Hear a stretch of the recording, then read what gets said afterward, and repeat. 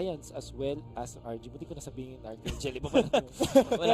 Wala. Okay, sige. Ano yung mga priority picks na ngayon? Since we're talking about Doom, we're talking about draft, we're talking about picks, ano na yung mga expect natin na first priority para sa teams? I think still yung Ogre Magi and Mirana will be banned out here. Pero ito, Royal Never Give Up, they already banned out Team Morphling, no? So hindi na nila ibibigay yan. Yeah. As well as the Elder Titan. The Chinese scene has adapted to the Elder Titan na dinala ng OG. As well as Team Secret sa TI nito.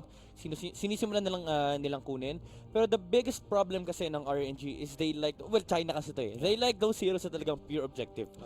And ang problema nila in this specific match is kalaban nila Alliance, wherein gustong-gusto ng Alliance na pure aggression. If you don't have heroes to answer yung aggression ng Alliance, talagang mapapunish ka. Kasi yung lead, yes, sabihin na natin hindi kaya i-close ng Alliance yung game, pero if there's such a huge lead na hawak ng Alliance, tier 2 team pa rin to eh. Talagang mapapunish at mapapunish ka. And like that, first diba? pick na shot. First pick lang instant tower damage. Abaddon. That's a lot of yung the debuff mismo, the Curse of Avernus is gonna be applied on the towers if you do plan on pushing, diba? And however, Alliance with the first pick Willow. Yun yung tatanong ko eh. Dark Willow, sila na lang yata yung gumagamit ito. Ano yung secret with the Dark Willow? Ano yung nakikita ng Alliance ito na hindi nakikita ng other teams? It brings a lot of team fight and as well as support na kayang promotekta for your win condition during the mid game. Kasi you have Koigfa na very amazing mid game tempo na player. It's basically like Sumail 2.0 ng Alliance, which I think medyo debatable pa nga na makaka-level siya ni Sumail when it comes to aggression. And you have this amazing support na talagang hindi rin nawawala yung timing during the mid game kasi she brings a lot of team fight presence, yung kanyang ultimate. Kapag tumama sa inyo, ang daming possible setup. So Alliance dito, they're just setting up yung aggression nila as well as the team fight presence from the first pick pa lang. Again, this team, gusto nila aggression and at the same time, yung mid game talagang hindi sa tore nakatingin to mga sa mga heroes, sa mga players. Yes, and right after mawala na yung heroes na yun, that's when they decide to worry about the map control that they have. Faceless Void right away. Team fight talaga for Alliance. That's one of the heroes talaga ni Mickey na very successful aside from the Morphling. And the thing about the Faceless Void dito is medyo flexible, no? Pwedeng gawing offlane ng Alliance. Yeah. Pero if they do put it offlane, I imagine medyo it's going to be a bit greedy. So even Alliance themselves will be challenged by that, and of course may limited na din yung pool of carries na pwede nila pagpilian. Yeah, definitely. Maganda yung sync ng Terrorize, A2 Crossfire to Terrorize, whatever comes first, definitely. Tapos meron silang tricky na laging win condition. I always think na pag may big ticket ultimate ka, like for example, Black Hole, meron kang Magnus Reverse Polarity, lagi kang may chance na manalo kahit pag gano'n kayo ka-down. So I think that Faceless Void, hindi man siya sasikat sa meta. I think pag kabisado mo nga naman talaga yung hero, kaya mo. I think this is very RNG type of draft so far. Yun yung mga hero na it basically means na team fight, pero it's not just team fight eh. If you win the single team fight, laging may objective na katapat. Especially if you land the Chronosphere in front of a tower na gustong i-defend ng kalabang mo, you're automatically getting team fight victory as well as the objective na kasunod nga nung gustong aggression ng isang team na may hawak na Faceless Void. The one thing I want to point out is sobrang lakas ng Roche potential ng first two picks ng both teams already. You have so much good zoning from both the Dark Willow and the Faceless Void. And on the other side naman, on the side of RNG, you already have the Abaddon, of course, with that Mist Coil, the Shield, Curse, everything that you can do to kind of sustain a fight within that Roche pit, along with, of course, the Leshrac as well, with his AoE spells. So definitely, what's up? Towers. They will also have to secure Roshan. Nakita natin sa mga previous na best of 3 series kung gaano kalaking emphasis ng mga teams sa pag-take ng Roshan. Especially ngayon na meron ng Aghanim's na synthesis or Aghanim's blessing pala tawag doon.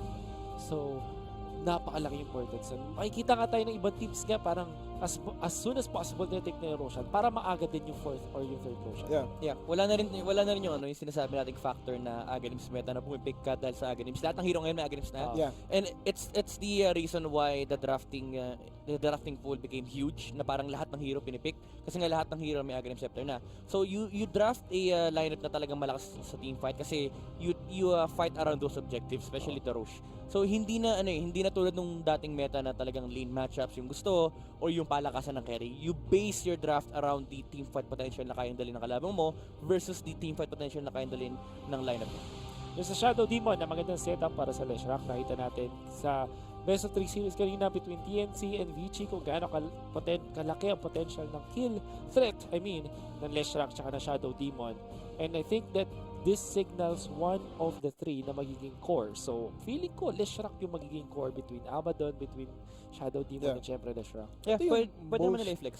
Yeah, I think flexy yung Abaddon and the Leshrac, of course. Pero I think Shadow Demon here being picked in the second phase, it gives us a lot of insight sa priority ng Royal Never Give Up. RNG really put a lot of priority in these objectives first. Yeah. And they don't mind about the setup. They don't mind about how they're going to be defending it until may establish na yung draft ng kalaban. So they see Alliance's draft, they see the FV, they see the Dark Willow come out, and then that's when they decide Disruption is super good if I don't get Fear. Disruption is super good if I'm not in the Chronosphere. And Ang gandang save actually, Disruption of the Chronosphere. I would say, Royal Never Give Up, they Ooh. realize na the Abaddon core will never work against the Faceless Void. Kasi, Yeah. yes, you can say na may silence yung Crucible of Avernus mo, pero you have to hit the 4 strikes against the Faceless true. Void. The problem is, meron siyang time walk. Yeah. So One if of the you're, best traders in the game. Yeah, if you're RNG, find a decent setup. Meron na silang Shadow Demon dito for the Leshrac stun. So yun yung gusto nila. And it falls to the same criteria na meron sila objective hero. So I think mas core priority sa Leshrac in this game. Before we move on to sa Storm Spirit, Ember Spirit, this doesn't look like a good Ember Spirit game. Pero pinili pa rin nila, even after meron ka ng roots, several roots mula sa Members Alliance at meron ka pang Chronosphere. Ano yung nakikita ng Royal Never Give Up dito sa hero na to? Bakit ito yung pinili nila? The Root Dispel. This is very simple. I think yung Root Dispel from the Abaddon with his shield is the biggest factor here. Also, because the 2 supports that are picked out, also very, very squishy. Ember Spirit can snowball very hard. Not even with like a big kill advantage on the mid lane. Siguro, let's just say he has a level advantage against the mid laner. He's already going to find opportunities to go to the side lanes or find these supports within these fights. Yeah. Tsaka it's 3 things. 3 things. 1, mobility against the lineup of Alliance. Kasi walang true catch. You'd need a Blink Dagger on the CM para lang masabi mo na mahahabol mo yung Ember Spirit. As well as the lane dominance ng Royal Never Give Up against Alliance. If you're gonna look at the lanes dito, yung Ember Spirit will be matching up against the Storm Spirit. So talagang kaya nila i-shutdown yung timing ng Alliance dito. The nature of the matchup ni Ember tsaka ni Storm, lamang na lamang si Ember Spirit during the laning phase. As long as wala pa level 6 si Storm. So kapag nahinder mo yung timing ni Storm Spirit dito, he falls back to jungle. So you give yourself a lot of time para makapag-objective yung Leshrac. Yeah. Pero Alliance is very comfortable with this Storm Spirit. Picking it after this Ember Spirit right away. And then I feel like I have a lot of faith sa Storm Spirit ng Alliance because I've seen them play it into the worst counters and it seems like it always seems to work for Alliance. Yeah, I think si Quake ang pick up nito. If you remember, back in the day, Sumail 2.0. napakarami beses natin nakita yung Storm Spirit na ni Quake fa. So, Regen time-tested runes na to. never I think yun, disappear. never disappear. I think first rampage yung Storm Spirit was on Quake Fast. Hindi ko maalala, siya lang ba, siya ba yung pumatay nung Seth? No. Si Ice Ice yun. That was Ice. Si Ice Ice yung nagbasag ng Yule Scepter, pero si Quake Fire yung Storm Spirit. Oh, yeah. That's why. Ooh, well. History. By the way, And yung kung hindi nyo alam kung paano i-pronounce, yung QOJQVA. Quake. And the guy, this is actually pretty good. This is actually pretty good. Pero Hindi sila bug. ban. Baka bug lang. Or maybe, I don't know. Or baka di talaga sila nagban. Or Baka. Ice. Sabi ni Seth, di ba? Bring out something na hindi in-expect ng RNG. Huwag tayo magban. Eto, they're mind boggled right now. What? But would say- sila nagban. I would say Juggernaut is still on the table, pero Alliance, I think they're ready to match against the Zero. Kasi Faceless Void destroys Juggernaut in the lane. Yeah. So I think kaya ginawa ng Alliance yung hindi nila binan yung Jug. They want RNG to pick up the Juggernaut. Well, they have a lot of tools to deal with the Juggernaut nevertheless. But Gyrocopter, gusto ko lang tanongin kasi nakita rin kanina na pina-priority siya ng Virtus Pro but to no avail. Hindi siya ganun kalakas. Yeah. What is different dito sa draft ng Alliance? Mag-work ba yung Gyrocopter? I think for me it's the same category na gusto ng Alliance, yung early game pressure, early game aggression, kunin mo yung high aggression. At kunin mo yung high kill count on the mid game para labanan mo yung RNG during the time na mag-objective sila. At the same time, it provides a lot of team fight during the Chronosphere. So I think RNG dito, they just opted to go for a late game carry that can scale well against the Storm Spirit. Pero this is still, I would say this is still a good game for Alliance. Yeah. Anti-Mage, isang late game nga naman talaga. And I think na marami rin siyang pwedeng ibalik dito using the spell shield. Yeah, pero this actually gives them a lot of this confuses the void pick a lot more. Kasi you now have more priority for those very early chronospheres. Yeah. Who are you going to chrono? Are you going to target the Ember +1 or are you just going to go on the AM +1? Yeah, and then pero meron naman silang choice. Like for example, Star Spirit can go on one core and then yun sa the rest is hold the crossfire. Ang question ko lang dito is this a good pick? Kasi likely ang katapat niya is Faceless Void wherein yung trade factor ni Faceless Void madi-diminish because of the minus mana, or is it something else? I would say no. Kasi if you're gonna look at the aggression ng Alliance dito, they're never gonna stop. Kahit pa sabihin natin ma-shutdown yung Storm Spirit during the laning phase, may Gyrocopter pa. Yun yung problema nila. If the Anti-Mage can be able to, can farm the Battle Fury Manta style for like sabihin natin 20 minutes, sobrang bilis na noon. Yes, kaya niya lumaban, pero still he's facing against the Faceless Void. Isang Chronosphere lang na mahuli ng Alliance yung Anti-Mage. You already have a carry down. And the thing about the lineup ng RNG for Alliance, kahit hindi nila Chronosphere yung Anti-Mage, wala silang pakialam. Yeah, actually, kasi they can just run over the towers, dominate lang nila yung lane, Pati mo yung shock, diba? Kaya hayaan mo siyang mag-farm. Just to finish the map. Really quick, very quick question sa inyo guys. Ano yung win conditions per team? For RNG, at the very least, get the early snowball for the Ember Spirit, tapos mag non-stop pressure sila siya kasi dito. Kasi again, sinabi natin kanina na kapag na-dominate na Ember Spirit yung lane, may window timing yung may window timing yung RNG na talagang makapag-objective sila. So, for RNG, momentum for the Ember Spirit. For Alliance, I think just don't mind the damage. Well, this is the first best of one na series na makikita natin today. Laglagan portion. Kung sino man ang matalo, siya na nga ay matatanggal sa laban. And I think that China really want to go for RNG. But this time, we're gonna pass it on sa ating mga casters. It's gonna be Seth and Midnight, please. Take it away. Exciting games nga mga kaibigan dahil elimination game for both of the teams. The teams that are be fighting right now for the tournament live is RNG and Alliance. Kuya Seth, medyo mainit talaga ang labanan dahil laglagan portion nga. And remember, RNG, they are a Chinese team. So talagang may mga maiinit na mata na nakatitig ngayon. Aside from the Filipino audience kanina nakatutok sa match yung TNC at VG Gaming ngayon, may nakatutok din namang China sa European dahil Alliance, they are fighting for the tournament life as well and it's against China. Yep, recently all these games parang China against the world lang. All these Chinese teams being against, and now we're seeing a lot of action already. Oh, the Bramble Maze actually misses out on Flyby and Lanem, trying to separate the damage done by Rocket Barrage, but make a fresh start para sa kanila dito sa Alliance. Yep, ito yung sinasabi natin kanina, hindi tatantanan ng Alliance yung lineup ng RNG. Kasi pagka naka their lineup, talagang wala silang dito wala silang masyadong pang-contest ng early game. Yes, you might say na may save yung RNG dito with the Apothec Shield from the Abaddon. May pang-dispel sila. The thing about their lineup is wala silang offensive capability talaga against the lineup ng Alliance. Actually, nag-try ng Courier Snipe there.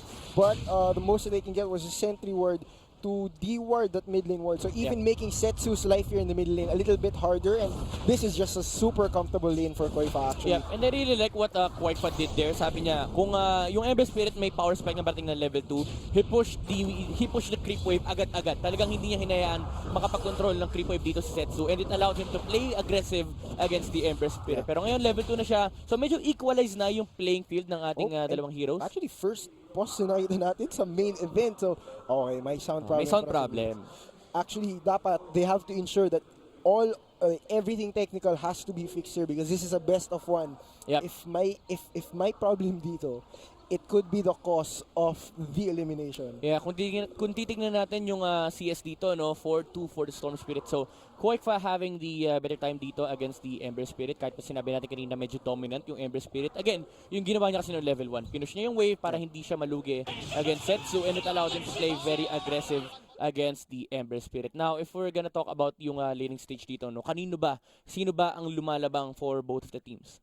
I think for RNG, what they have to focus on is actually just keeping themselves alive and fairly healthy in lane. Kasi yun nga, if they don't keep themselves up, if they don't keep themselves healthy, Alliance is going to run over them. Doesn't matter if they're going to be pulling their side camps or if they're going to be stacking. Alliance will find whoever is lowest on regen and capitalize on that. Yeah, again, kasi medyo mahirap yung game ng RNG pagdating ng mid game kasi sinabi natin kanina sobrang hyper aggressive, sobrang na hyper pa, no. Ganun ka aggressive yung lineup ng Alliance, talagang hindi nila tatantanan. Once na makuha na nila yung early game items, there's no stopping Alliance from taking objectives. Ngayon, sinabi natin RNG, kahit papaano, kaya nila labanan yung mid-game timing ng Alliance dito, pero they need a snowball on the Ember Spirit. So as much as possible, stay alive for the lanes ng RNG rito. And tsaka doon pa nila susunod hahanapin yung snowball para kay Ember Spirit. Pero even then, kahit pa makuha nila yon, hindi mo masasabing safe na sila sa pressure na pwedeng dalhin ng Alliance during the mid-game. That's true. Kasi what if, yes, okay, mag-create or mag-take ng space yung Ember Spirit nyo. But you still have the anti-mage that you have to also allow space to farm. He's always going to be on the opposite side of the map, which is always going to be more dangerous. Since inaalaw mo yung for your early to mid-game, yung Ember Spirit mo yung magdidictate ng pace. And so that enemy Storm Spirit, that enemy Faceless Void is always going to be on the hunt for that anti-mage later on. Yeah, and then nakakatakot lang dito for RNG kasi kahit pa sabihin natin may Ember Spirit sila na kaya mag-snowball and kumontrol ng momentum for RNG, there's a hero na talagang kaya mag-shutdown ng win condition mo. Once na ma-chronosphere ka at hindi na dodge ng Ember Spirit mo yun, kawawang-kawawa ka. Kasi ang daming follow-up damage ng Alliance, ang dami rin nilang pang-control. Number 1, you've said yung root from the Crystal Maiden. Number 2, yung homing missile from the Gyrocopter. And number 3, yung catch ni Storm Spirit. Kahit saan manggaling si Storm, as long as he is able to zip in and may mana pa siya, mapupul niya si Ember Spirit and masya-shutdown kagad nila yung win condition ng RNG. Yeah, kasi yun yung root, madidispel mo ng Aphotic Shield, pero yung Chronosphere, good luck. Yeah. And may bawi naman yung RNG dito. They can play the objective game, pero it's just scary to fight against the lineup of Alliance kasi lamang na lamang talaga sila in terms of team fight. Talagang kung isipin mo how the team fights play out, there's, sabihin na natin 1 in 1,000 times na mananalo yung RNG. Kasi there's still a lot of ways for RNG to get pick-offs. Pero if Alliance plays the perfect game, na talagang hindi sila magawa-hiwalay, every time na may Chronosphere, si Faceless Void natin, and if they go to the right lane, talagang walang sagot yung RNG. May play talaga na ganun yung Alliance. Si RNG, they can never fight in front of a tower. Yeah. They can never fight in front of a tower. What they have to do is they want to try and split up Alliance as much as possible before Alliance hits that perfect timing of, let's just say, around 22 to maybe 34 minutes where they're at their strongest before this anti-mage can actually hit his spikes. Yep. And ito na. And yun yung job ng Ember Spirit sa kanya anti-mage to split the map for Alliance. But then again, if you look at the threat talaga na dinadala ng Alliance dito, the immense catch and the immense team fight, it's really hard to do that. So again, it's all gonna boil to the plan ng RNG rito as we see a lot of aggression on the bottom lane. Yung Dark Willow natin nakikipag 1v1 against the Shadow Demon. It allows the anti-mage to be able to farm freely as well as the Faceless Void. Actually, level 2 na si Monet dito, no? So the level advantage is definitely on the side of RNG. You can see that mana burn is being so effective against the Void. Wala siyang nagawa dito aside from just taking tangos and, staying in the lane, trying to get the XP, and actually spending the Bramble Maze just for harass here. So Taiga not being afraid to expend mana on that. He knows he has the mana advantage in lane. He also has a few clarities, stick charges on his inventory, so that means that he's going to be able to trade more efficiently with this Shadow Demon na only has a Magus. Yeah, RNG rito, no, they realize what the conditions for the laning stage are. Ang ginawa ni Anti-Mage dito, talagang pinurn niya kagad yung mana ni Face Void na level 1. Kasi alam niya pagdating ng level 2, mahirap na lumain against Alliance. So what they did there is kanina si Shadow Demon, habang ginugulan niya yung Dark Willow natin, si Anti-Mage naman nakikipagsuntuan kay Faceless Void. Kahit pa sabihin natin na lugi siya in terms of damage, may regen naman kasi for the upcoming harass na makuha niya from the Faceless Void. Ang kailangan niya lang talagang gawin is i-burn yung mana ni Faceless Void para come the level 2, kahit pa sabihin natin may time walk, hindi ganun kataas yung trade capability ng Alliance. That's true. Also, it kind of prevents him from going all in on you. If ever, once he's trading, magbabash siya, he can't go all in for another hit after that bash because he has to realize, what if you hit him again, wala na siyang mana for time walk after he commits. So that's always going to be a factor in this lane as well. So very difficult lane for this anti-mage here at the bottom lane. Yeah, pero yun nga, sobrang ganda ng start na ginawa niya. That's why it's very commendable kasi si Faceless Void dito, he's scared to play aggressive against the anti-mage kasi kaya siya i-burst down ng Shadow Demon. We've seen nung previous series natin how capable of a Shadow Demon is taking a kill against your lane. Kasi kapag nalagyan ka ng maraming stacks talaga, hindi mo pwedeng i-underestimate yung damage. Ngayon, si Taiga rito, si Boxy rito nakapag-regenerate nga, pero wala na siyang regen. So they can definitely abuse this one for RNG. Pero 2 versus 1, here on the bottom lane. Sabi ni Anthony, bahala ka dyan. Mag-perform ako dito. Oh, nice Disruption. dodge actually on there.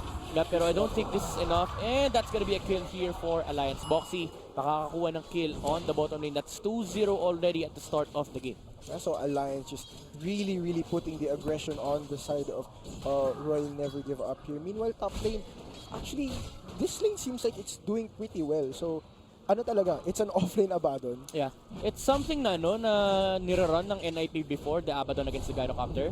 Kasi the thing about that matchup is hindi kaya ni Gyrocopter lumain against the Abaddon. And at the same time, yung harass potential is mas mataas. Kasi meron siyang sustain, meron siyang slow, as well as heal on his supports kung kailangan. And the damage din na magagaling sa miscoil. Plus, there's always going to be that that very value point in miscoil where if ever you feel a bit too pressured, just go and commit suicide. Just go and deny yourself. Yeah. Or you can even use that to take aggro to get pull camps. You know, and it's very useful, especially when you have when you have a support in lane with you. And I don't think Leshrac siguro is the best, but once they do get that certain level, or both of them get to, let's just say level 5. Bottom lane, Boxy, delikado rito laro sa mana, pero meron siyang 1 with the mana na nakuha niya from the stick pala, hindi pala 1. Stick pa lang naman. It's gonna be able to time walk out. And sa mid lane, Koik pa, being aggressive against the Storm Spirit, and ito na nga yung route na sinasabi natin, was able to use this slow side of mana, place. though. Kaya wala na siyang mana, and they will not be able to chase as Tanam has TP'd in to help the Ember Spirit, pero mukhang hindi na makakatakbo. Si Dark Pillar dito, na-dodge, na-sidestep from Taiga. Si dito, but enough for chains. Actually, Taiga might go down here, and he does. Fairy Fire. No, the Fairy Fire, and of course the Bramble as well. Leshrac with a 5-branch build, 5 branches and the boots. That's a very nice sidestep from Taiga. Talagang hindi siya tinamaan nung stun ni Leshrac. Well, mahirap kasi patamahin talaga yun. Ang tagal eh. Ang tagal tinataas ni Leshrac yung stuff niya eh. Yeah, sabi ni Taiga dito, napakadaling iwasan niyan. That's why he was willing to dive the tower. Pero sa may bottom lane, walang blink. Walang blink si Antimage. Actually, he could have decided to go greedy for that, pero the courier was coming in. A lot more regional. Afu here. May double damage. Koifa siguro in a bit of trouble here. Afu maybe wanting to go back. May disruption pa siya. Nobody else is there to actually help him out. So, Koifa gonna go back to the middle lane. Top lane. Flyby rito medyo delikado. Aabot pa yung stun from Lanam on the Crystal Maiden. Hindi. And they will back off. And Alliance naman yung naghahabol dito. Rocket Barrage from Mickey. And Lanam mamamatay ba? There's an apothic shield from the Abaddon. Aabot pa yung stun. Nice sidestep from Mickey. And he's gonna be able to take the kill against the Leshrac. Flyby rito nasa may punuan na lang. He doesn't want to play aggressive on Alliance anymore kasi mag-isa na lang siya on the top lane. RNG struggling to get themselves on the board here. Even though ang daming opportunity dito sa baba from Monet, he's still not able to find a kill on Boxy even though wala nang mana tong si Boxy. Monet will be able to blink out. He does get it right. And actually, he's doing fairly well against the Void now. 28 to 10, and the Void is going to be the one that's going to be pressured. So that means there's only one person you have to be worried about as the anti-mage later on. And that's going to be the Storm Spirit. And speaking about laning well against the specific partner na kalaban niya, si Storm Spirit is actually level 6 ngayon, hindi siya ganun napigilan ng Ember Spirit. Pero na bottom lane, there's an aggressive play mula sa RNG. And disruption, hindi siya makakapag-time up na setup from the Rumble Maze and the Soul Catcher combination with the Shadow Poison. Does so poison. much damage. Yeah, mamamatay si Grabe Patience yung damage doon. ng Soul Catcher. It's HP loss. It's pure HP loss. It's not magic. It's just absolutely just taking away that amount of HP from your life bar. And yun yung nakakatakot for this kind of combination for the Patience Void. Kasi once na umabot yung HP mo towards a certain threshold, tapos may certain stacks ng Shadow Poison, kapag tinago ka ni Afu dito with the Disruption, tapos na Soul Catcher ka, kung tama yung mat ni Shadow Demon, talagang kayang-kaya ka niya burst down. Of course. And even that time hook will not save you if you're under the effect of that disruption. Yep, nagsasayaw na lang si Boss dito. Wala siyang magawa. Lanam will rotate, nakita na siya ni Tiger dito, pero hindi niya gagamitin yung kanyang stun. Actually, I think they might be looking to make a play here. This is a catapult wave. They have 2 range creeps. And of course, Leshrac has 2 levels of Diabolic Edict. Pero mukhang papunta na siya ulit sa mid. Nice bash there. Actually, very lucky Boxy there, getting 2 bashes in a row. Yep. Pero, ganda rin ng timing nung spell shield ni Antimage. bumalik yung ano. Ni-return niya yung stun sa'yo yan. Hindi ko, bahala ka dyan. Yung curse crown, and of course the shrine is available. So ito mabiburn nila. Double Wraith Ban into the Ring of Health. So pretty standard build from Monet. He's not actually in a hurry. Yeah. Hindi siya nagmamadali to rush his battle for you, to go for threads. He really wants to stay in this lane and make the most out of it. Ipe-pressure niya talaga tong si Boxy until Boxy decides, okay, I'm level 6, di kita mapapatay, I'm going to rotate, and dun ako magkakrono. Yeah, and this is where Alliance, no, yung point na nakakatakot na yung lineup nila. Kasi you're looking at 3 kills already for them, pero hindi pa ito yung timing nila. Yung level 6 ni Storm Spirit, it's already there. At the same time, yung Chronosphere ni Spaces Void malapit nang dumating is actually level 5 right now. And yung Gyrocopter natin, free farm on the top lane, going for the Drums of Endurance muna bago yung ibang item niya before the main storm. Kasi alam niya yung early game, it's so important for their lineup para rin mapigilan yung pressure na manggagaling from RNG. I think, one thing na nakikita ko always pag whenever Alliance is running this Void is that they always manage to find the Void a kill whenever he does get to level 6. And given this gyro, it's either i-rotate nila si Boxy dun sa top lane where they can't find a kill directly onto the Abaddon, pero mape-pressure nila yung tower long enough to have someone occupy the bottom lane, may magfa-farm dun from the side of Alliance, giving the anti-mage a sense of security na okay na siya, napalis na yung Void, but at the same time, nagpa-pressure na sila ng objectives. This is where the game plan of Alliance starts. Yun yung parang wala talagang pakialam yung Alliance sa farming pattern ni anti-mage dito. Kasi they can put a lot of pressure on certain lanes. Like for example, pag wala yung anti-mage on that specific lane, pwede nila i-pressure kasi yung team fight, it's technically 4 versus 5. Yes. And better kung yung anti-mage yung pumunta mong lane kasi he will be forced to TP out. Tapos yung team fight magiging 4v5 and the anti-mage can never respond kasi nga gagamitin yung TP niya kasi gusto niya mag-farm. He doesn't want to join the fights of RNG kasi hindi pa talaga enough yung items and yung damage output na i-dish out niya. So for Alliance, there's a certain timing, yung window na meron sila dito, it's very crucial na ma-abuse nila kasi come the late game, magkakaroon sila ng problema with the anti-mage. Kasi nga, with the amount of free space na ibibigay mo sa kanya, hindi mo siya papansinin. Kapag hindi mo nakuha yung lead mo for the mid game, nakakatakot pa rin yung late game anti-mage. Yun nga, do you think Alliance is respectful of this traditional Chinese Dota hero, the anti-mage? Do you think natatakot sila sa anti-mage pick? Quite pa rito in the middle lane bago natin pag-usapan si anti-mage. Lana will be taken down and mukhang hindi nga nila binibigyan ng respeto Kuya Seth as Alliance. Sinisimulan nila yung aggression dito pero in the top lane there's a trade-off na mangyayari. Hindi. Flyby dito will be stunned by the Frost Nova mula kay Insania. Yeah, so, pero si UK having a very, very, very fun time there at the top lane. He's actually amassed 4K net worth already. Super far ahead. More than half of the Abaddon that he's laning against. Kahit na andito yung shield niya for most of the 8 minutes that have already gone by. Wala pa akong makikita masyadong stocks on the side of Alliance, pero I'm assuming may may ancient stocks for this Gyrocopter to clear later on. Yeah, I think medyo natatakot lang sila kasi naka-drum si Mickey, so medyo mahina yung stacking capability niya. It might be good for neutral camps, pero the ancient stocks kasi nakakatakot. Alam mo mag-Battle Fury kasi yung anti-mage. So kapag nakita ng RNG yan, baka maglaki sila ng deep wards and suddenly invade Alliance dito. Pero in the top lane, they want a play here for RNG. Gusto nilang patayin yung Gyrocopter. Question is, maaabot ba nila? Will there be the catch? Insane niya. Nakita niya na yung Shadow Demon. So he might be sacrifice here. Pero nag-TP yung Alliance. They want to fight. They want to respond. And the call down will be used from Mickey. The slow is gonna be there. Flyby. May Baron time yan. Remember, Taiga, he wants the backline. Pero ito na si Koi pa. So may bandang likod din. Is gonna be able to catch yung Shadow Demon on the backline. And mapapatay nila si Afo dito. They want to go for more. Pero wala naman na si Koi pa. Okay, so it's a support for a support. They do rotate both of their mid laners here, and Setsu naman nakapag-space siya, but he's not gonna be able to go back to that mid lane really fast. In fact, who's gonna be going to the mid lane now for Alliance? I think it's okay. So si Koifa babalik siya after farming this stack. They're still going to keep pressuring top for the side of RNG.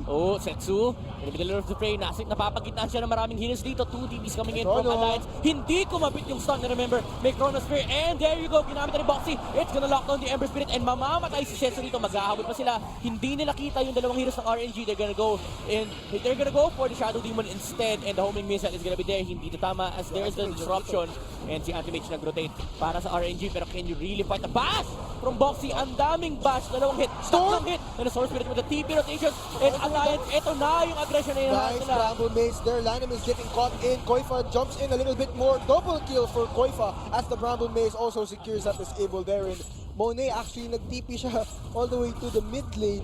just to farm, even though the bot lane has been a little bit freed up. Do you think this is a good choice from him to be closer to where the fight happened? I think he wanted to go for a certain play. Gusto niya nang makakuha ng trade-off against the middle lane. Kasi may catapult na lumabas. So he wants to pressure the tier 1 tower. Pero Alliance hindi sila nagpabigla. Sabi nila, wala kami pakialam kay Anti-Mage. They want to go for the kills on the top lane. Pero good thing for RNG is yung Chronosphere kinumit and hindi makakakuha ng objective yung Alliance. Yeah, that was also a very clutch chrono. Like, hindi talaga nasali yung Gyrocopter. Yeah, yung Ember Spirit lang.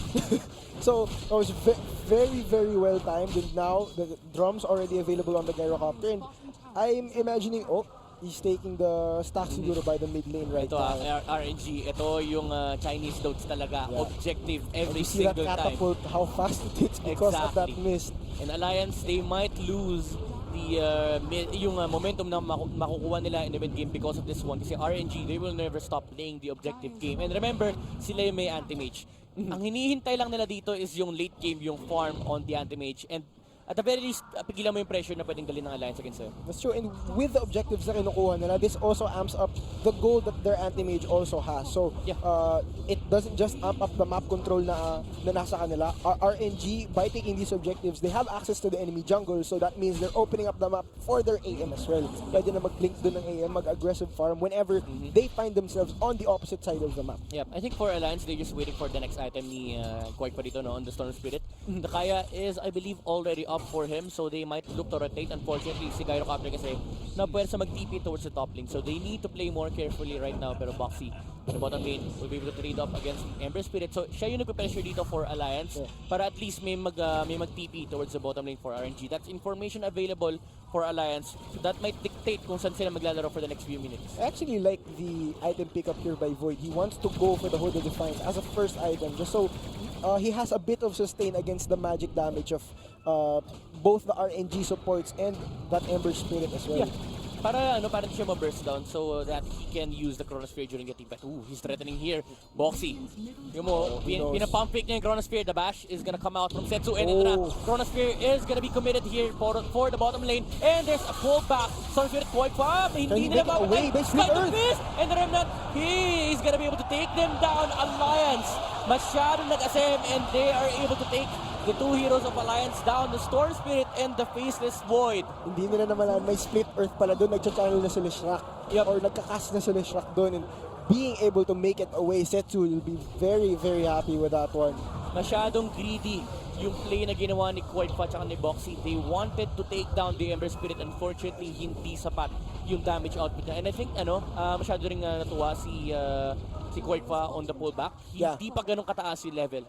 Yeah, that's true. That's true. He hasn't committed that far much into it. Kasi nga, the disables that they have, they're relying on the Chrono, they're relying on this Crystal Maiden, slowing people down, and also the Dark Willow, which naturally, two disables that are somewhat low cooldown. I think for Alliance, you have to realize na hindi sapat yung hindi sapat yung Storm Spirit and Chronosphere. Yung Storm Spirit and Faceless Void to take a pick-off against RNG. Yes, it might have been enough. Pero you need to secure the kill against the heroes na gusto mo patayin. Kasi kapag nawala yun and hindi mo mapatay yung target mo, that's the timing ng Chronosphere. That's a window for RNG na makakapag-objective sila kasi wala nga Chronosphere. So effectively, yung teamfight ng Alliance, 50% na kagad, yun nawawala. Yeah. It's always better to siguro overcommit than always undercommit. And you have to ensure the kills that you get, because if you don't, that's another wasted opportunity. That's pushing you back with your power spikes, with your timings that dapat you're chasing if you're playing against an objective-based team like RNG. Yeah, sabihin na natin 120 seconds na cooldown ng Chronosphere. That's 120 seconds na nakakapag-farm yung anti-mage mo. That's 2 minutes na walang threat of Chronosphere, yung Ember Spirit and yung anti-mage ng RNG. So that's something that players at this level will make very, very good use of, especially in a best of one like this. Yep, sinabi pa naman natin kanina yung timing ng Alliance dito, it's very good kasi maganda yung start na nakuha ng Storm Spirit natin. Even though medyo lugi siya in terms of the matchup against the Ember Spirit, it just gets harder for Alliance Kasi if you're gonna look at the late game, yung reach ni Ember Spirit against kay Storm, talagang kayang-kaya niya i-lockdown si Quaitfa rito. And kahit pa sabihin natin may turnaround potential si Quaitfa against Setsu, yung teamfight presence ng Alliance dito malilimit na kagad. I mean, like, this is also one thing that's most likely actually cancelled out or repaired by the Aghanim Scepter pickup that's going to be very possible on the Ember Spirit. Kasi he can place it almost double or thrice the range from when he's able to do it normally without the Aghanim Scepter, and at better speed. So he's equally as mobile as Storm Storm, Spirit on yeah. full mana. And the thing about the Aghanim Scepter ni Ember Spirit in this game, no, it adds to the mobility. If we're gonna look at the lineup of Alliance, again, walang true catch. You need at least a Blink Dagger on the CM para lang mahuli nila yung Ember Spirit dito. And even if mahuli nga, baka may BKB na at that point. May BKB, or there's always going to be the possibility of that aphotic shield from the Abaddon. Taiga, he sees the smoke from RNG. So RNG rito, kailangan nilang humanap ng ibang way para makapasok sa team They ng have Alliance. Chrono again. They can't choose to commit it here. Baxi. Oh, Koi pa rito nahuli. Disruption from Africa just to make sure na mamamatay Storm Spirit. Pero the save from Boxy with the Chrono Spear nakapag-zip out si Freezing Storm field as Spirit well dito. on the And side. that's the combination. Insane niya, dealing a lot of damage. Pero flyby with a borrowed time. Mamamatay sila nandito. Tsaka si Afo. That's 2 heroes down on the side of Look at that RNG damage already. from Ember Oh, Spirit. Boxy. Nakapag-time. Oh, Find breaking here them comes into. Mickey with the call down and yung homing missile. Nakahabol si flyby rito. Aabot pa? That is the question. Setsu. Ember Spirit, he wants to fight for more Alliance. Remember yung Storm Spirit wala pa rito. So RNG, they can reset. Yeah, and wala actually borrowed time, so they might actually want to rethink this and hide behind that tier 1 tower. Alliance, however, pwede nilang ma-push yung issue. They can go with that Storm Spirit once may region na siya, they can go directly to that middle lane and try to pressure them under that tier 1 tower, push it even more, and then find the AM afterwards. Yeah, pero RNG, they're doing a fantastic job of forcing out the Chronosphere na hindi nakakapag-objective yung Alliance. What they did there is catch the Storm Spirit. And kahit masabihin natin matalo sila for that specific team fight, ang layo ng objective ng Alliance. They were forced to chase the RNG. The whole squad of RNG sa may middle lane. And yes, may Torre doon, pero they wanted the tower on the bottom lane. Yeah. And they do get it eventually, pero what that means is that, yes, they do have to commit the freezing field. They lose their Willow, they commit the Chronosphere, and Mickey, instead of just going to the top lane or to the jungle to farm it, instead has to respond to the fight at the rune spot. Yeah, pero medyo nakakatakot pa rin to for RNG kasi Alliance, again, nasa kanila yung mid-game timing dito and they just got a victory for that team fight. So lalaki pa yung lead na meron sila dito. Dadami pa yung items na ma-acquire nila. Maybe a BKB from the Gyrocopter as well as a BKB from the Storm Spirit. So lalo lang lumalakas yung heroes ng Alliance. But then again, yung anti-mage natin nakakapag-farm. Even though sumama siya for that specific team fight, he is gonna be able to pressure a lot of lanes kasi nga walang Chronosphere yung Faces Void. Yeah. He's much closer to his Battle Fury already if he hasn't already finished it. Pero once that happens, yun nga, RNG already has vision sa jungle ng Alliance and they'll be able to make use of that and abuse that if they do know where that void is going to pop up next. And of course, they should expect, given the lineup of Alliance, given the timings that they want to hit, mangyayari dito is that void and that Storm Spirit will relentlessly hunt for the rest of his team and just not mind him as he tries to farm up his next big item. Because they know, as soon as he does farm it up, whenever mahuhuli siya, mamamatay din siya. It's going to be worthless if he gets that Battle Fury in the Manta style as well. Maybe 20 minutes into the game. I'm actually curious nga kung anong gustong gawin ni Storm Spirit dito kasi alam mo may parating na Manta style si Anti-Mage pero will you abuse the timing na wala pang Manta? He already went for the Kaya pero he can transition into the Orchid of Malevolence first before the BKB kasi as much as possible gusto mong i-pressure talaga yung Anti-Mage na hindi siya makapag-split push. Pero kapag nag-BKB naman siya, what that means for Alliance is kaya na lang to me fight against RNG. That's the same thing na hindi mo papansinin yung Anti-Mage. Pero yung Anti-Mage natin magkakaroon talaga ng maraming farm kasi walang nagpo-pressure sa kanya from splitting the lanes of Alliance. It's just the Chronosphere ni Faces Void. Yeah.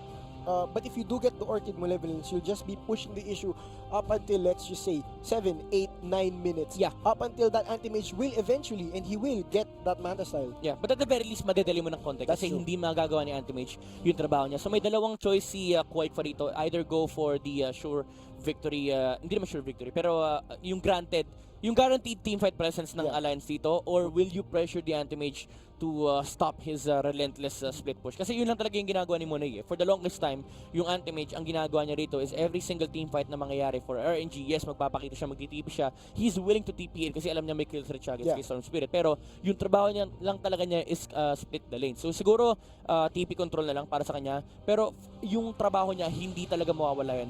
He will always split push for RNG. So Alliance, meron silang choice dito. Either pansinin nila yung binibuild up ni Anti-Mage item dito, which is the Manta style. Kumbaga, i-abuse nila yung timing na wala pa yon.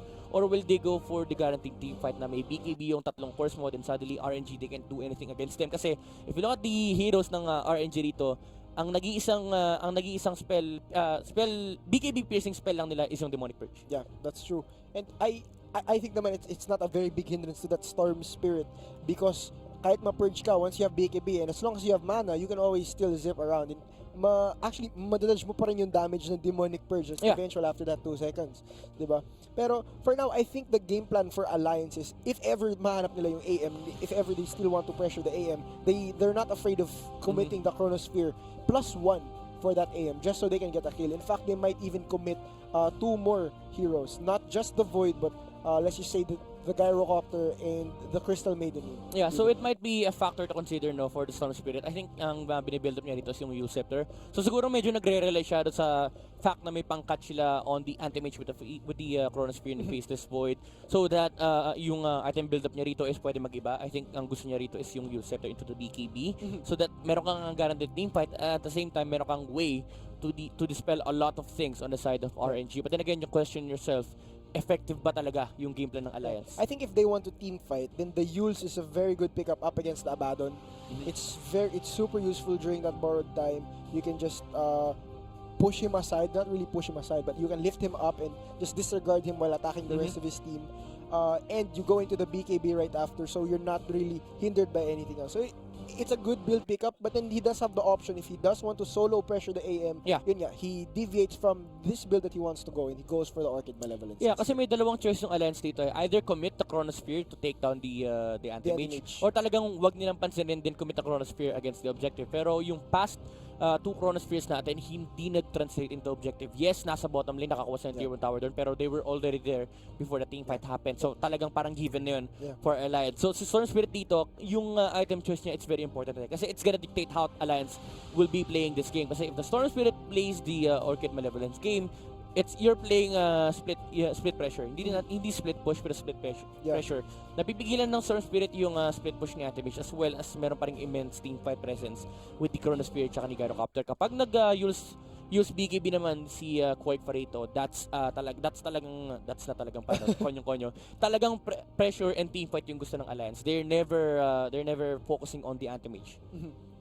I think for the side of RNG, they need to focus more a bit on the Ember Spirit and find more kills for him or more farm for him, because he's not snowballing the way that he's supposed to. He's not actually focusing on taking down the supports on the back lines. If you notice, yung Lashak yung naghahanap ng Crystal Maiden, ng Dark Willow, and this is giving away the positioning of the Abaddon as well in these fights. And nadi-disregard nila, minsan napapap too early yung borrowed time. Boxy?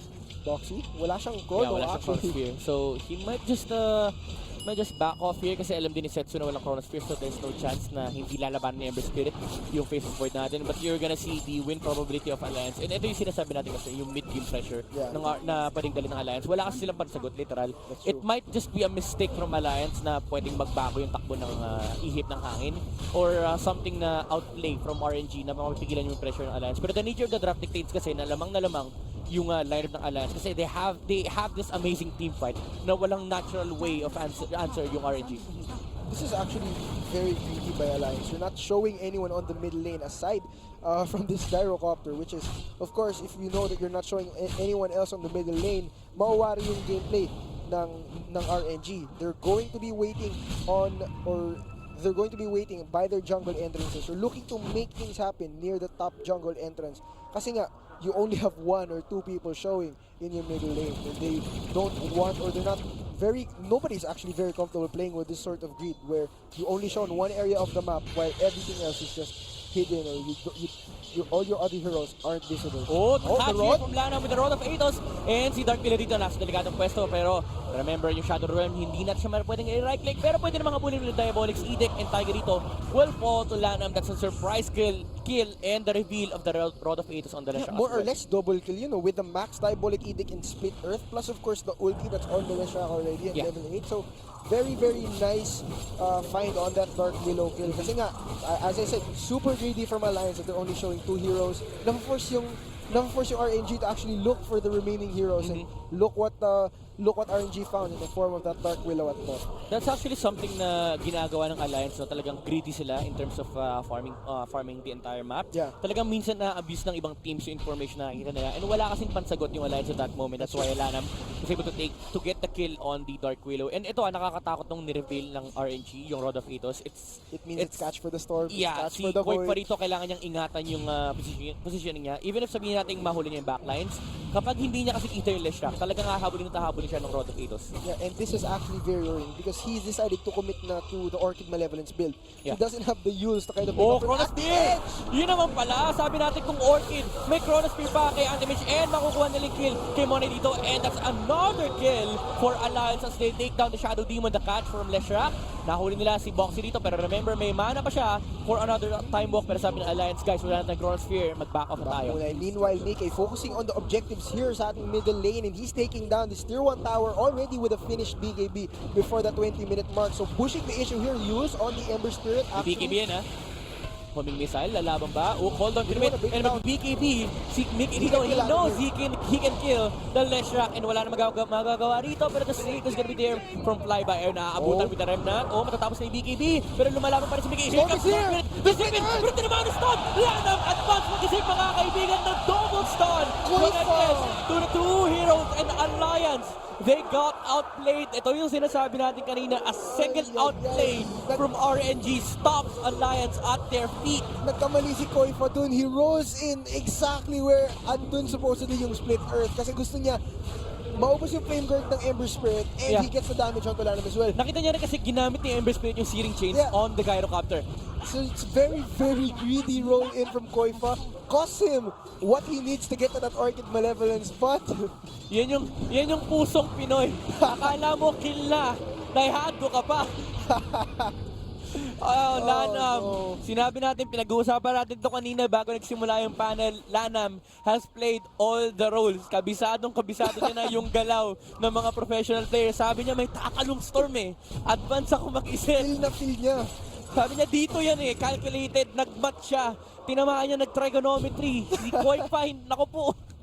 Basang-basa niya yung sa experience niya, he can read new players like a book. Sabi niya si Kuwait pa tatalo dito. Pustahan tayo 10 piso. And tinamaan nga, the double stun connected. And then maganda ron, sa kanya pa naputi yung kill. Talagang rewarding na rewarding.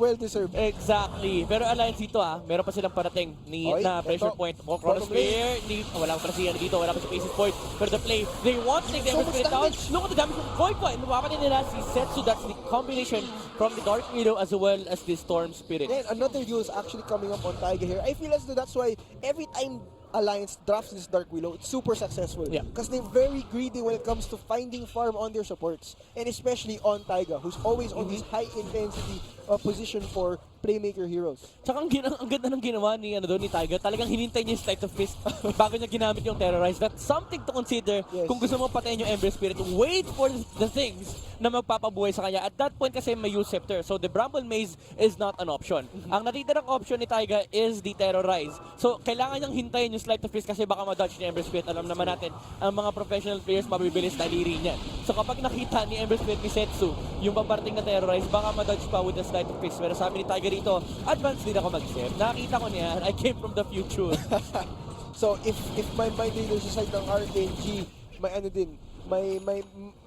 may future sa yung side ng Alliance. yung nagbabasa ng kinabukasan mo. May ganun sa kanila. Oh, boxing dito makakita siya dalawa ng 3 heroes. May chrono siya. Money. Masyado kayong dikit-dikit. Baka ma-chrono spear. Hindi, sabi ni boxing dito magtitibet na ako. And ibibigay nila yung Crystal Maiden kill Sacrifice for RNG. niya. Yep, nagtitibet siya. Wala. Pining lang. Uy, may narinig ko. Yeah, minanaboy yung Crystal Maiden. Pero may pressure dito sa may bottom lane na Alliance. They're actually taking a trade here against RNG. Asan si Mickey, the Gyrocopter is farming on the triangle camp. So RNG, they know that they can play the objective game right now kasi wala pa yung Crystal Maiden. Yeah, that's true. So meanwhile naman sa bottom lane, hindi pa nila nakikita na andun pala yung Storm Spirit and the Dark Willow. So still looking for someone who's gonna respond to this push and yun na yung baka mahuli si papatay Gyro nila. dito. Sa middle lane, Ember Spirit, nakita niya si Mickey dito, galing triangle camp. Pining niya na yung camp dito ng Alliance. So RNG, they know where the Gyrocopter is. Yep, the ultimate orb now up for the now for Monet. Now he has a finished up Manta style Koifa. He might actually get caught here if nakita siya, and in fact he's getting pinned out. TP, okay, abot. Grabe, sabis talaga. Layo naman. Sinigurado lang. Yes. Sure na sure. You need to play super safe. Yep. Best of 1 to. Oo. You don't want to mess up like last time where you andun ka nag-zip Sabi sa niya, hindi na. Guys, hindi na. nagtino na ako, natuto na ako. Mickey dito, I like the item choice after the drums. He went for the BKB. Yeah. And next item is the butterfly. If you're gonna tell me how the Gyrocopter dies, it's the setup ni Ember Spirit tsaka nila Shock. It's not even the anti-miss killing him down. Pero ito, Quake pa, nakakakuha ng kill. Pero remember, may borrowed time yan. Aabot pa yung RNG dito. That is the question. Kinamit na reply ba dito yung Apothic Chain, Apothic Shield, and mukhang hindi pa rin naaabot yung kanyang mga kampe. So, very nice is you can use sa time dilation dun. Hinintay nyo muna ng mga Apothic Shield ulit para hindi na ma-debuff yung slow from time dilation. And now, actually, matiteto ng alliance yung Roche, especially once the butterfly is going to be up on this Gyrocopter. Ooh, I like the smoke play. Si Faceless Can they Void find nagpakita sa may bottom lane. Nagpakita si Faceless Void sa may bottom lane. So Monay, baka ma-bait out siya rito ng fallback. So The counter spell! Very, very nice usage of counter spell. And he does it again for the homing missile. Yep, aabot yan kay Gyrocopter. RNG, they can abuse this one. Asan yung Gyro, asan yung Storm Spirit. They planted the ward. And nakita nila. Roto, No! the Mana Void from the Anti-Mage deletes Void pa. And BKB, para kay BKB, sabi niya, ayoko na, tatakbo na ako. Hahabulin pa rin siya. The question is, aabot kay BKB. Use Scepter from the Ember Spirit. And may City Chase pa. BK dito, being controlled by RNG. Anti-Mage with a blinking Mantle. Roto Fatos, bawal ka tumakbo sa stun connect. Insane niya rito. Will use the ultimate pero hindi enough. Hindi niya kayang iligtas. And mamamatay pa siya. RNG takes 3. And mukhang hindi pa sila tapos. Nag-back dito si Taiga. Ember Spirit dito. Delikado boxing Chronosphere. Shearing Chains. And hindi magamit yung boxing Chronosphere. Pero talagang gagamitin niya. Disrupt from Abu. And look at Monay. Monay on the backline. Sa delikado na ang alliance dito. Wala na yung kanilang mga ultimates and RNG. They're the ones right now pushing the momentum, the pressure against Alliance. Sobrang ganda ng call na yun. Ginamit nila yung counter-spelled homing missile to capitalize on the Gyrocopter being caught. And as soon as they saw that Storm Spirit with no mana zipping to that shrine, ang bilis na lang, isang mana void, isang hit, he was dead, he was down for the count, and nagastos pa nila yung chrono. Welcome to TI, welcome to lower brackets. Let's see that play once again. Hindi na natin nakita yung homing missile kanina, pero that is what started this one. Nahuli na naman yung Gyrocopter with another missile, and this is Rod of Atos coming into play. Hindi makatakbo. Si Mickey, insane rito, tried his best with the ultimate, pero hindi enough. RNG, they just capitalized on the mistake of Alliance. A very, very nice usage of the counter spell there. High IQ play coming from RNG there. Grabe, IQ 160 mga kaibigan, hindi lang 160, baka mas mataas pa. Kasi ilang beses niyang ginawa. Dinudge niya yung pull, yung vortex ni Storm Spirit. Dinudge niya yung homing missile. Dalawang missile. Pinalik pa yung missile. Grabe. Ito yung literal pinatikim ka ng sarili mong ulam. Big brain plays coming from Monet here at EI9 lower bracket. By the way, naka-butterfly yun yung Gyrocopter na pinatay nila kanina. No problem, sabi ng RNG. Yep, Hindi sila nagkukulang. Hindi naman hit yung yung missile niya yung pumatay sa kanya.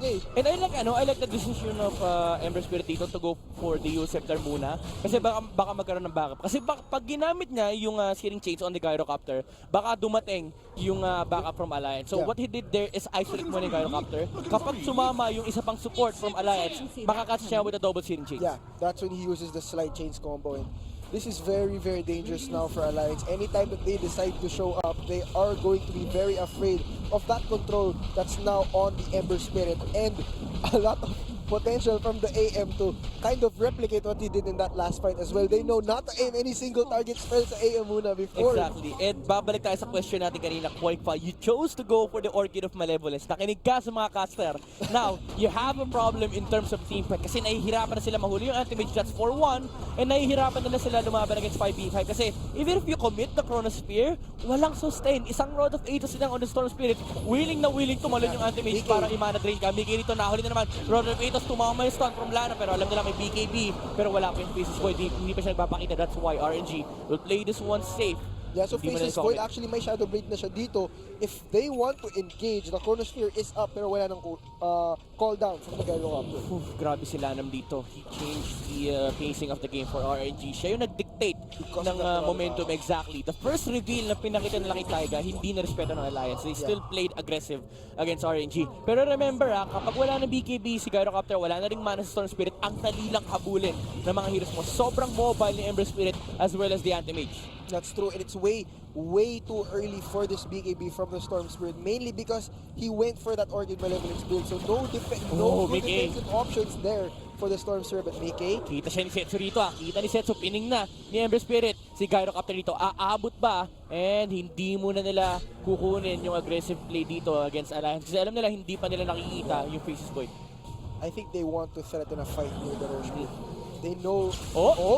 Koy pa, ingat-ingat ka. Pag ikaw talaga nahuli, baka ma-advance isip ka na naman. Muni Leshak dito. Pero I like the item choice from the heroes ng RNG dito. That's gonna be the Lotus Orb from Flyby. Double dispel lang talaga para sa kanya. Exactly. And at the same time, yung Aghanims na sinabi natin kanina for the Ember Spirit. Just the immense mobility na pinoprovide mo during those team fights. Ang hirap kasi for Alliance to take a single hero down on the side of RNG. Yes, you might say na madaling patayin yung anti-mage kapag naka-Chrono Spear. Pero kailangan mo i-commit lahat-lahat para sa isang hero. What do you do if there are two heroes like that? Boxy dito, naka-shadow play. Just about to nagkakuhaan. So alam ni Flyby na nandito yung Faces Void na ginamit yung Chrono Spear. Ginamit na. And delikado yung Leshak natin. Pero that's just to support on the side of RNG. Flyby dito will be able to use the battle time. So makakasustain siya dito. Pero Koi pa, jumping on the backline. Sabi ni Shadow Demon, kanina kapag pinoproblema to. Pero Ember Spirit with the control. Naka-invisibility ron si Storm Spirit dito. Pero there's a sentry ward from RNG. Mahuli nila si Koi pa, hindi. And si Anthony Shields na pagigitnaan ng teamfight natin. Pero he will be able to blink out. Nakuha na nila yung kill on the Abaddon. So they drag out a fight for like 30 seconds after the Chrono Sphere just to get the two heroes who were included sa Chrono Sphere na yun. Not much commitment from the side of RNG. Pero yun nga, no other objectives that they can get out of using the Chrono Sphere. Exactly. Alliance, yes, you might say na nakakakuha sila ng kill. Pero the thing is, yung pinatay nila, it's just two defensive supports. That's si Abaddon. Hindi naman support, pero medyo defensive core si Abaddon dito. And There's that's no the contest Leshak. though on this side. Yep, may objective din naman yung Alliance dito. That's gonna be the Aegis on their hands. Pero RNG, can they contest? Aawad ba? Hindi. Wala yung Ember Spirit in the vicinity. And Mickey will be able to get his hands on the Aegis of the Immortal. So that's pretty good. He's going for a Satanic Grabe. next. Sinuntok ka din! Kala ko naman. Muntik na. Actually Kinabahan going for the Aghanim Scepter already. So if yun yung nagagawa ng dalawang Remnant, ano kaya kung 5 na? Kapag hindi kinumit ng course ng Alliance yung BKB, talagang matutuno ka sa apoy. And actually, kompleto na yung Aghanim Scepter ni Ember Spirit dito. Added mobility and more damage. Pansinin mo which post 4 actually makes sense to farm. And it's actually on the side of RNG. Lanem, as Leshrak 4, makes so much sense for him to farm. He has 4 farming spells, okay? Yep. He's a Leshrak. This is meant to be played as a core, but he's doing very well. Already the Greaves and the Atos up on his hero. If hindi siya namamatay, he's allowing his team to not die even more during these fights. A lot of sustain, not just from him, but from the Abaddon as well. And siya rin yung nagsiset up ng teamfight for RNG. It's not the Ember Spirit kasi kapag nagpakita Ember Spirit, talagang mako-Chronos Spear yan. It's the Leshak. Na nakita nyo naman kanina, krinono ni Boxy. Ganun kalaking problema sila naman at this point. Krinono niya yung Leshak. Naging high value or naging high priority target na rin siya for that Chrono Spear. Which is very, very difficult still kasi nga, that's a 2-minute cooldown on that Chrono Spear. There's gagasasin mo lang for a pause 4. Exactly. There's an Abyssal Blade on the anti-mage. Added control for RNG. So we're heading towards the late game right now. Alliance, hindi nila nakuha yung sinasabi nating pressure kanina. Almost na yung window na sinabi ko kanina. This is the 32-minute mark. And Alliance are now on the back foot. That lead that they had kanina, slowly dwindling down na lang to over 1K. He's even going for a butterfly. Sabi niya rito, hindi ko kailangan ng BKB. Aabot pa si James. Yun! Scepter, hindi. Ayusin yung sarili niya. Muntik na. He tried. Close. Actually, dapat siniring change na lang. Yeah. Pero yung anti-mage, he knows na sila yung late game dito. He's not buying the BKB. Well, medyo disrespect against the lineup of Alliance. Pero you know kasi na nag-perform ka lang eh. You don't really want to pressure Alliance at this point kasi may comeback potential pa sila. Again, yung Chrono Spear, yung win condition pang shutdown nila, Boxy. He's looking for the proper target dito. He's late! Pero aabot na, mapapatay. Hindi makakapag-Chrono Spear kasi wala ring mana. And si Boxy dito mapapatay ni Monet. Emerald Spirit will chase for more with the Remnant na napakabanglan. Aabot pa rin. Searing Change will land on the Crystal Maiden as well as the Gyrocopter. Pero asan yung damage? Gyrocopter will BKB. Lalaban 1v1. Poipa will jump in as well. Pero yung Scepter from Setsu will prevent our Alliance from taking him down. Pero the save from the Shadow Demon. Mapupoison dito and mamamatay si Mickey. With 3 heroes and Slide the Fist from Setsu will secure the kill on the Gyrocopter. Si Mickey. Oh, the Bramble Look at that Maze, damage from the hindi sword. pa rin enough. Piggy dito nakikipag 1v1 sa tatlo. Hinabol pa ni Setsu. Flavor, he's Dark gonna Willow go on the down. backlines and mamamatay na. That's a double kill for Monet and RNG. Yes, they lose once again. The captain, Lanam. Sila Shrek na boss for lamang pero you get 4 heroes for a trade. Midnight Alliance is back. Alliance is back in their base. Alliance is back to their hometown mga kaibigan kasi mukhang uuwi na sila as RNG. They're already knocking on the front door of Alliance. Kinakatok na yung bootcamp. Monet dito, sabi niya umuwi na kayo. And mukhang delikado na ang buhay ng Alliance for the International They missed 2019. their timing. Sobrang lala nung clash ng support. He went over the river, went to the enemy high ground, tried to chronosphere there pero na-change stun siya. As soon as that sacred... Oh, actually, fight here. Will this last? That's a nice chain stun First from the round. Dark Willow pero obviously on Boxy. Pero may force He still naman can't chrono. yung Alliance para mapalayo si Faces Boy dito. Pero again, asking for a target. Oh, Okay. bumalik. Okay, pinang-clear lang ng wave. And RNG rito magre-reset lang. Again, sila yung late game. Hindi sila nagmamadali. They can play this one as relaxed as they can. And they already have such a good lead. This is just a 4K lead. If isipin mo, they're not that far ahead in terms of gold. But in terms of what their heroes can do with that amount of gold, with that amount of XP and net worth lead, it's already at a max. And this is where the split push gaming for RNG becomes so hard for Alliance to address. Kasi dalawa yung hero na kailangan problemahin. At the same time, yung resources na kailangan mo i-exhaust, that's your entire team fight. Even if mapatay mo yung anti-mage, ang gagawin niya rito mag-buyback, then You don't go have for a chrono team anymore. fight. Exactly. Alliance dito, kulang na yung resource nila at this point para mapatay yung course ng RNG. Yes, take the kill on flyby, pero mukhang aaw pa yung RNG at this point. Lotus Orb and Borrow Time will buy a lot of time para umabot yung heroes ng RNG. Boxy Hindi dito, pa namamatay will time yung walk Abaddon. in. And Boxy is looking for a Chronosphere target. Hindi pa rin patay yung Abaddon. Masyadong disiplinado ang RNG. Alam nila na may Chronosphere pa si Boxy. Yep. So they decide to go back even though they commit 5 men to killing this Abaddon. They are going to actually mag-pressure ba sila sa mid? Do they think they can take this fight? I don't think meron pa silang option, meron pa silang ibang option dito. May Satanic na si Gyrocopter. So that's the most powerful that you will get in the stage of the game kasi yung susunod na item na gusto mong bilhin, yes, makukuha mo siya. Pero remember yung anti-mage siya kay Ember Spirit nakakapag-farm pa ng mas Actually, maraming this is items. very good. If mahuli nila si Monet dito, walang buyback si Monet. They could Oh, he actually... just bought the butterfly. Yes. Oh, Atos. Box dito will jump in. Mauhuli niya na naman They sila. don't commit That's the the chrono. post for Leshrak. And mapapatagal dito yung kill on the Leshrak. Sinave pa nga ni Afu. And the blink in! Wala kay They got Monay chrono pero the here. force stack is there. Terrorize from Taika. Kakansilin niya dahil Babak hindi sila. na tatamaan. Oh, Dito kasi rito he's blink in. in. Oh, naku! A nice chrono. Yung ating siya remember. Wala Walang kang buyback, yan. boy! Is the damage gonna be enough? Pull back from the source with the BKB. Is that enough? He can't take away. There's no buyback. Patay yung anti-mage natin mga kaibigan. Flyberry to mahuhuli ni Storm Spirit and the Crystal Maiden. Nice The catch from the Frost Nova will be there, but that's just gonna be a Where's the support rest of from his RNG. Alliance dito, they can Alliance reset. there. Lalaban sila ulit, Trapper nahuli base. nila. Nahuli nila Setsu, Lotus Orb. Makakapagay na Disruption dito with save from Afu. Pero the stun, lands on the Gyrocopter. Pero the problem is, buhay na buhay pa rin si Migay. He's still alive. The damage from Alliance is still gonna be enough to take their heroes down. The buyback is gonna be there from the Leshrak. Ang hirap anti-mage lang yung wala. The rest of the team can still fight because the Leshrak is super far and keeping everyone alive with Greaves. Even though the anti-mage doesn't have buyback and hindi siguro alam ng Alliance sa walang buyback ng anti-mage. They just think that RNG is maximizing the time pero they have to back. They can't Yep. fight. Wala Even 4v5. Wala rin kasi silang wave. You have to comment Setsu right there.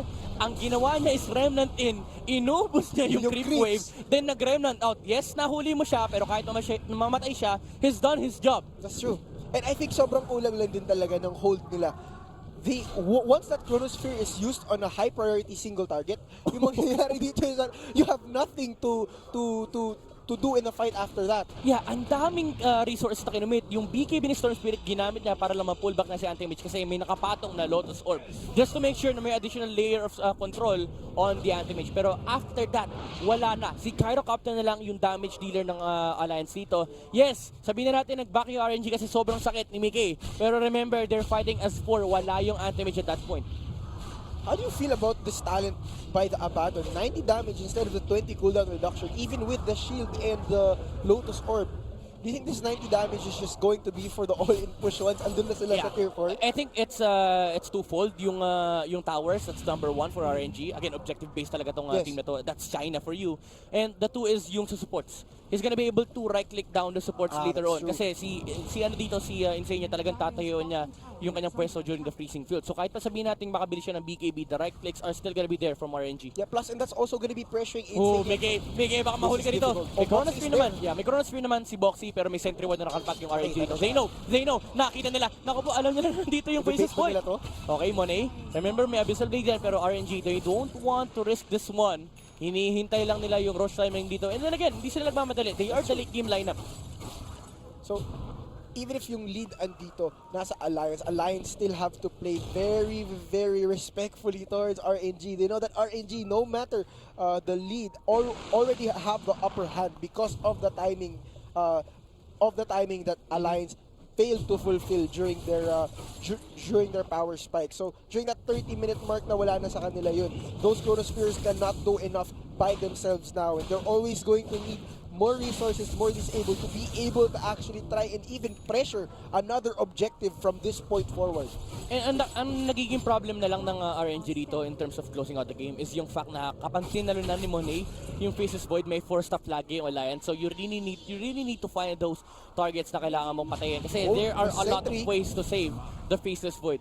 That was very close. If ever, actually, pag-place ng sentry dun, nag-Rod of Atos na yung Leshrac, the only way that you could get out of that was by committing that Chronosphere, yeah.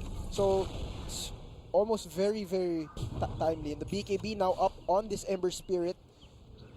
Ayun, disc from the Dark Willow just to make sure na hindi siya kaya burst down. The anti-mage siya ni Ember Spirit dito. He is the one na nagsisave kanina ba kay Faces Void. They need the terrorize in the fights. he really needs to survive during the team fight ng Alliance.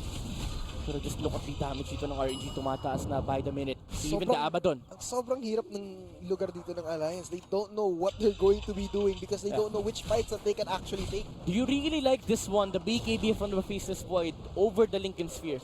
I'm not too big a fan kasi yung problema mainly is that when he goes inside and instantly na-abyssal siya, instantly na-split earth, na Rod of Atos split earth siya. That's the biggest problem. Yeah.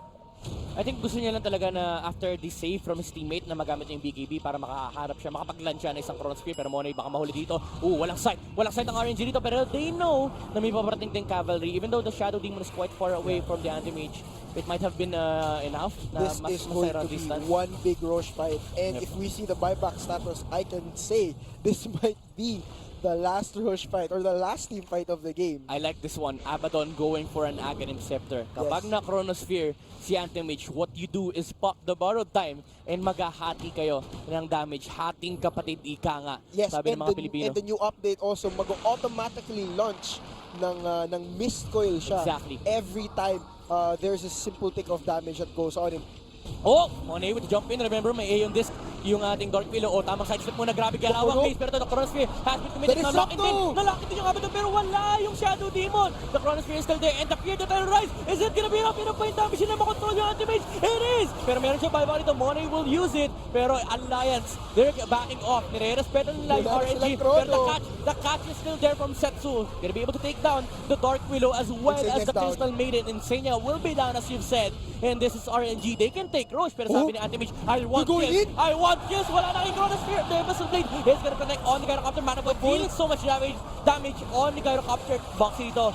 Able to time walk out. Pero yun na nga, wala na nga sa Tanic. And the jump in. Koipa tinamaan. The Searing Chains! Bakit Koipa? The Searing Chains from the Ember Spirit tip. From Setsu to Koipa and Monet, he wants to finish the game. He wants to send Alliance to their hometown. Boxy Rito, what can you really do without the Chronosphere for the next 65 seconds? Koipa will zip in. He's trying to clear the way pero pinortify ng RNG and the Faceless Void is out. And mukhang Alliance is out na rin mga kaibigan sa RNG. They just want the tier 4s. They want the game. Buybacks are going to be committed here. Insania, anong magagawa mo? RNG, they're going to raise their flag. China wins Alliance once again. is back to the airport. Oh go my back to God. their boot camp. Mga kaibigan, Alliance, they did their best. They tried to control the mid-game momentum pero it's just the outplay from RNG. It started with a single stun from the Leshrac na advance mag-isip. Yun And nga. it snowballed to a point na hindi na kayang sagutin ng Alliance yung pressure na Ano- binibigay ng Anti-Mage tsaka ng isang Ember Spirit. Yun nga, nakita natin yung impact ng Split Earth na yun eh. That Split Earth kung saan nag-zip yung Storm Spirit, every time afterwards na nag-zip na siya, has always been beyond the Leshrac, beyond Yeah. that Ember Spirit. He was not afraid that instead of going for the damage, nagmamay na siya